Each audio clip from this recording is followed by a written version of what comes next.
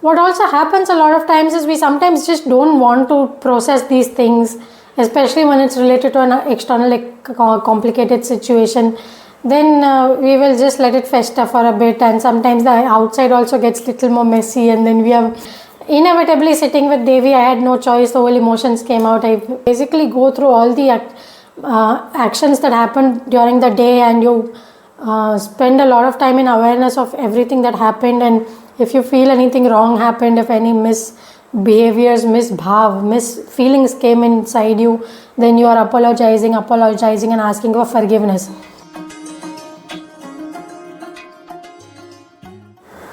Namaskar everyone. As you know, I'm staying next to the Coimbatore Isha ashram currently, and recently I took my cycle and I visited the ashram. It is happening after a very long time because my cycle I had taken with me towards the Bangalore center, and I didn't end up, I rode a little bit over there, but not as much as I had thought to. Also, I think because I had a car, things become much easier to just take the car. Here I started using the cycle because the dynamics are a lot easier. There are a lot of different factors actually. So here it is much more simpler. And so I cycle for the first time, and the cycle is a little junky because last 2 years it's just been gathering rust actually. And I of course have a very close attachment to this cycle because I have taken it to a lot of trips and all. And so I cycled to the ashram. I really enjoyed it.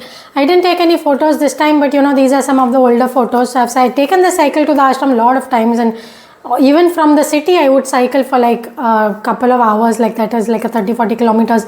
I've cycled and gone to the ashram and then come back and all that stuff.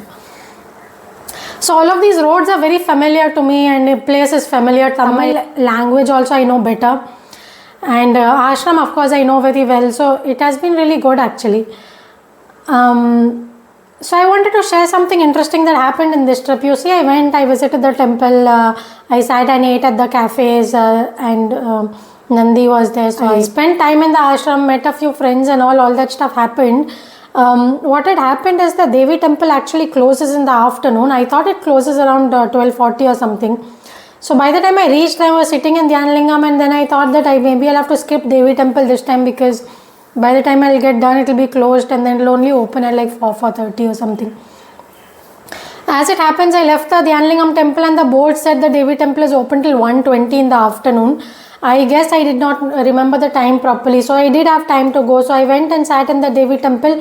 The Abhishekam was happening. I sat outside for that. Then I entered, and I actually got a nice 10-15 minutes over there, and it was really wonderful. What happened is that you see, as usual, we have the ups and downs in life, and I knew that at some place some of my emotions were a little bit messy around a certain situation. I knew it, but I was not really getting into it too much because how it is. Sometimes you have a little emotional turmoil which has happened. Even on the thought level, you may have some turmoil. So you will leave it. No, it will anyway resolve over time, and especially when it is related to some external situation which is not going properly. Then I thought, why to think so much, and then unnecessarily if I think it and open that whole thing up, then I might end up doing something in the outside situation which might not work favorably. So I was letting it be. I knew it was there. I left it, but then I went into the Devi temple, and inevitably it's like these emotions came up, and tears were coming, and I was sitting, and it was really strange. So I've spoken about this a little bit before when I did that video on Bhairav and Bhairavi energies in my life, and I had mentioned it actually just fast forwards life in a lot of ways, and that's what I felt happened here as well, because this little bit of emotion which was there, it was not a very high intensity, it was just there, and I might have just let it be for some time, and eventually it may have gotten okay. What also happens a lot of times is we sometimes just don't want to process these things, especially when it's related to an external complicated situation. Then we will just let it fester for a bit, and sometimes the outside also gets little more messy, and then we are inclined to just leave it and not get into it and process it. And inevitably sitting with Devi, I had no choice. The whole emotions came out. I mean, they were fine. They were not necessarily like very painful. It was just something that was, I guess, not completely pleasant. And so I was just sitting and marveling as to how this Devi will not allow things to just be festering around somewhere. It's like a child, right? Because if you have a very beloved child and if you meet them all of a sudden, if you see some small scratch or something, which is a small thing, you will obviously ask, like, what happened? What is this? You won't allow it to just remain because you really care about this person. So that same thing happens with Devi, and it's a very fast forwarding thing.